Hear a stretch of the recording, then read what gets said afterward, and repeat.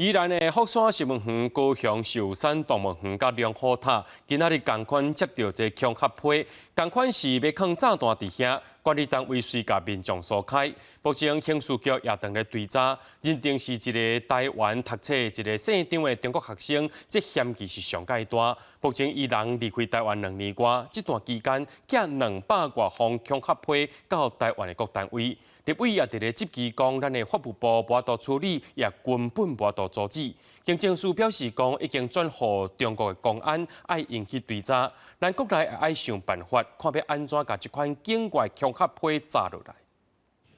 开园无偌久，就真侪人向外山顶东，也有警察伫边戒备，因为有人讲要炸寿山动物园，750多个游客甲工作人员疏散，各关园一工清查。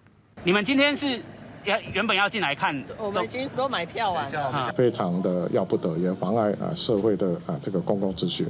那我也要求我们的警察局尽速的惩凶。主管动物园高市观光局局长高炳林也收到恐吓批卡邮1000万，也佮讲要伫另外一个景点用好塔放炸弹。同一天，宜兰福山石门园也2摆互人恐吓，有50杯引导玻璃杯甲19入园上海游客，连续关园2天。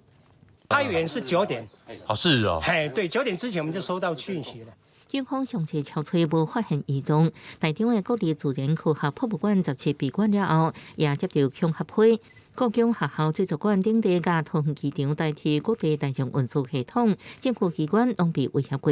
检方怀疑捌伫台湾读册中国籍姓张的查甫人有动嫌，不过伊已经离境，也互立委质疑法务部是不是甘连放任，无法度阻止。他不配合我们有什么应运作为？就有一些困难点的地方了哈，就两边的配合就涉及到两岸的这个互动关系。好，那基本上呢，我们是透过各种管道都会在处理中了。法务部表示，目前有海峡两岸共同打击犯罪甲司法合作协议，不过也承认爱中国配合。警政署刑事局统计，民国110年9月甲今年5月16日，姓张的查甫人牵涉案件有235件。大部分经过媒体报道的恐吓案，拢甲有关系，已经遭到通缉，也专请中国公安单位查缉，各界爱暂杀。后续会透过电信网络这机制，阻止境外人士发恐吓批。